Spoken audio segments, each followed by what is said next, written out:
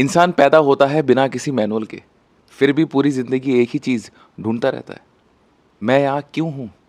अगर ये लाइफ़ का पर्पस सिर्फ़ सर्वाइव करना ही होता, तो ह्यूमन्स कभी केव से बाहर आता ही नहीं।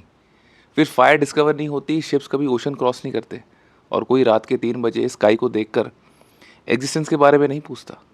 पर इंसान अलग है, उसके अंदर एक अजीब-सी बेचैनी है, अननोन को अंडरस्टैंड करने की, लाइफ़ को मीनिंग देने की और अपने कहानी छोड़ जाने की। विक्टर फ्रैंकल ने कॉन्सेंट्रेशन कैंप में एक चीज़ ऑब्जर्व करी थी।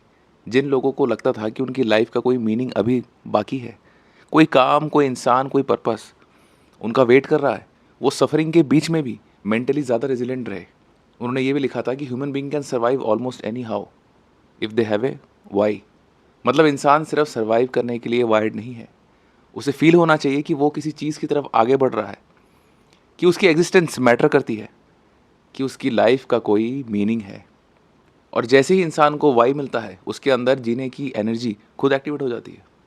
और शायद इसीलिए सोसाइटीज़ बनी थी, फियर की वजह से नहीं, सिर्फ मीनिंग की वजह से। लोगों ने ट्राइब्स बनाए, फिर लैंग्वेजेस, रिलीजियंस, बॉर्डर्स और फिर आइडियोलॉजीज़।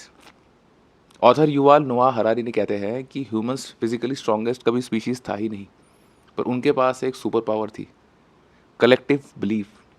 मनी एक बिलीफ है, स्टेटस भी एक बिलीफ है और नेशंस भी एक बिलीफ है। Society actually millions of minds का शेयर्ड इमेजिनेशन है।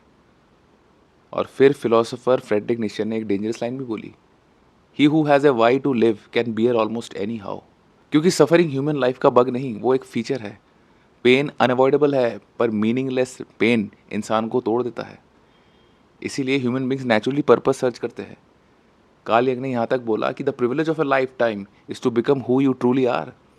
लेकिन प्रॉब्लम यह है कि ज़्यादातर लोग अपनी रियल आइडेंटिटी डिस्कवर कर ही नहीं पाते, वो इनहेरिटेड पर्सनैलिटीज़ जीते रहते हैं। पेरेंट्स की एक्सपेक्टेशंस, सोसाइटी का definition of success, social media की कॉपी डिज़ायर्स और धीरे धीरे इंसान खुद से ही डिस्कनेक्ट हो जाता है। इसीलिए मॉडर्न वर्ल्ड में सब कुछ होने के बाद भी एम्प्टीनेस कॉमन है, क्योंकि सोल स्टिमुलेशन और डोपामिन स्टिमुलेशन में बहुत फ़र्क है। न्यूरोसाइंस भी बताता है कि ह्यूमन ब्रेन नोवेल्टी और एक्सप्लोरेशन पर थ्राइव करता है। इसलिए लोग सेफ लाइफ छोड़कर रिस्क लेते हैं, माउंटेन्स क्लाइंब करते हैं, आर्ट क्रिएट करते हैं और ट्रूथ की तरफ आगे बढ़ते हैं। क्योंकि एक्सप्लोरेशन सिर्फ एक्टिविटी नहीं, वो एक ह्यूमन स्पिरिट का एक्सप्रेशन है। और शायद लाइफ का रियल पर्पस हैप्पीनेस भी नहीं है, क्योंकि वो भी ट्रांजिएंट है। वो है एक्सपेंशन, खुद को इतना डीपली अंडरस्टैंड करना कि तुम एक दिन सोसाइटी का प्रोडक्ट बनना बंद कर दो और खुद एक फोर्स बन जाओ जो सोसाइटी को ही रीशेप कर दे। अगर बाद में थोड़ा भी दम लगा तो कमेंट सेक्शन में लिखो purpose of life and follow me for more.